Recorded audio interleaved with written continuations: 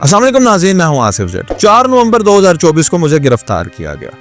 9 नवंबर 2024 को अल्लाह करीम का खास करम हुआ और बेल पर मैं रिहा हुआ। 13 नवंबर को मैंने पहला अपना व्लॉग रिकॉर्ड किया और आप लोगों से वादा किया कि सिर्फ और सिर्फ जुर्माना ना अदा करने की बुनियाद पर जो लोग अंदर फंसे हैं, कैद हैं, मैं कोशिश करूंगा मैं उनको छुड़वा सकूं। जब मैंने इस सफर का आगाज किया तो मुझे लगता था शायद सैकड़ों ही लोग हम छुड़वा पाएंगे, क्योंकि मेरे साथ तो इतने लोग हैं और हम फंड्स भी इकट्ठे कर लेंगे और सब कुछ कर लेंगे और हो जाएगा।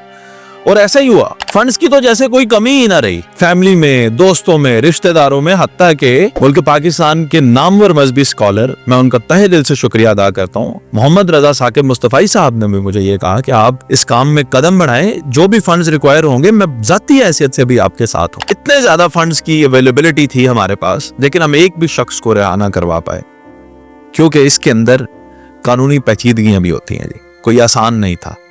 और इस रास्ते को तय करते करते अब हम अल्लाह करीम के करम से आपको ये बताने लायक हैं कि हमने पिछले इस फरवरी के महीने में 4 लोगों की रिहाई करवाई है। उनमें 2 लोगों की एक दफा रिहाई करवाई गई है और आज 2 लोगों की रिहाई करवाई गई है। इस सिलसिले को इनिशियली हमने जो आगाज किया है वो लाहौर से लेके जेहलम तक की हदूद के अंदर आने वाले जो जेल है वहां पे हम कोशिश करेंगे कि यहाँ से इस सफर का आगाज किया जाए। इन लोगों की रिहाई के अंदर किसी भी दोस्त, बहन, भाई, अजीजो कारब, किसी दोस्त का, किसी का भी 1 रुपए का भी फंड हमने नहीं लिया। और ये मैंने अपनी जाती हैसियत से कोशिश करके बहुत छोटे से फंड्स ही हम ये कर पाए और अल्लाह करीम ने मुझ पर करम किया। आइंदा आने वाले वक्त में अगर इसमें ज्यादा भी फंड्स रिक्वायर होंगे तो कोई मसला नहीं है। मेरे दोस्त, मेरी फैमिली जो है वो इस नेक काम में मेरे साथ है। बस आपको ये बताना है कि मियां साहब ने कहा था दुखी दी गल दुखिया जाने तो सुखी नुकी खबरा।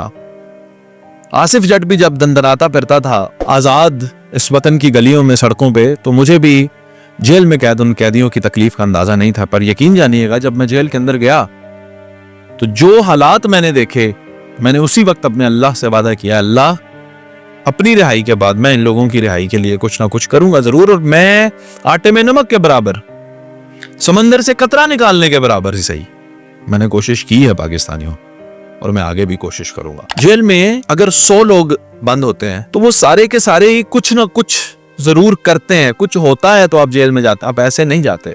ऐसी भी अधेर नगरी नहीं है पाकिस्तान में कि आपने कुछ भी ना किया हो तो आप अंदर जाते हैं। लेकिन जुल्म की इंतहा ये है कि अगर किसी ने 1 सिगरेट चर्स का पिया है तो उसके ऊपर 1 किलो चर्स डाल दी गई है। अगर किसी ने 1 पंखा चोरी किया है तो उसके ऊपर पूरी मस्जिद के पंखे डाल दिए गए हैं। किसी ने 1 बैटरी चोरी की है तो उसके ऊपर पूरी फैक्ट्री की बैटरियां डाल दी गई हैं।